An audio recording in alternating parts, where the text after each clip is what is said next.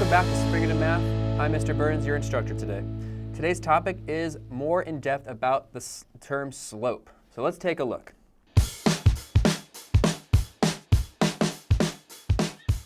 Let's take a look first at some examples of what slope can be. Think about the pitch or the steepness of the roof on your house or the roof in the building that you're at. All those have slopes. How about a ladder leaning up against a wall? That creates a slope, a certain amount of steepness depending on the height of the ladder and the height of the object the ladder is leaning against. Remember that slope is the steepness of a line or rise over run. Now here on this graph, now it may be a little hard to see, so you may have to pause it, but here on this graph we have a line graphed. We've also drawn a triangle and it's got 3 yellow dots on it. The dot on the y-axis is one place where this line crosses exactly in the corner, and the one on the x-axis is another place where this line crosses exactly in the corner on a graph. In order to find the slope, we need to count the rise over the run. So in this case, our rise is not going up, it's actually going down, and it's going down 2 units. And then we're moving 3 units to the right. And again, just so you know, usually it's called rise over run. However, we can't have negative numbers in this. So we're actually moving down 2 units and over 3 units. So the slope of this line is -2 over 3. Okay.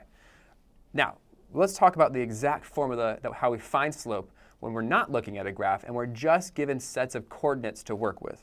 So slope can be found by using any 2 points on a graph by using the following formula. Slope equals y2 minus y1 over x2 minus x1. Now we're going to run through a couple examples together, but this would be a great place for you to stop and copy down this formula into your notes as you're going to need it. Okay, we're going to use the following coordinates to find the slope of the line.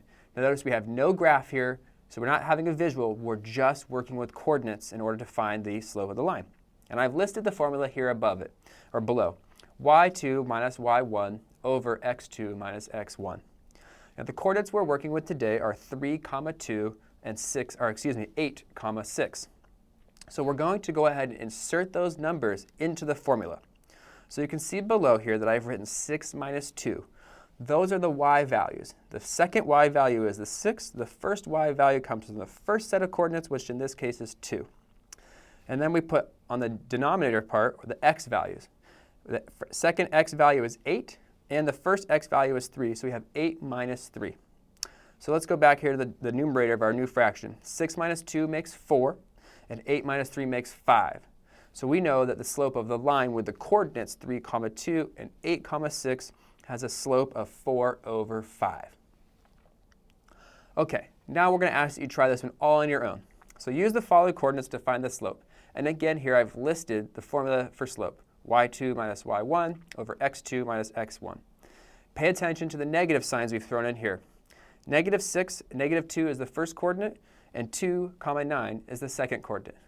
Go ahead and pause the video and try to figure it out. All right, did you get it? Let's check. I've inserted the numbers here into the formula. I have on my y values 9 minus -2, my x values 2 minus -6. Now remember, we do something interesting here when we have a minus a negative. The minus sign and the negative sign actually turn into an addition sign. So 9 minus -2 makes positive 11, and 2 minus -6 actually turns into positive 8. So my slope is 11 over 8. Now that is called an improper fraction, and most people like you to reduce improper fractions into mixed numbers. So I've done that here for you as well. So 11 over 8 actually turns into 1 3/8. Here's how.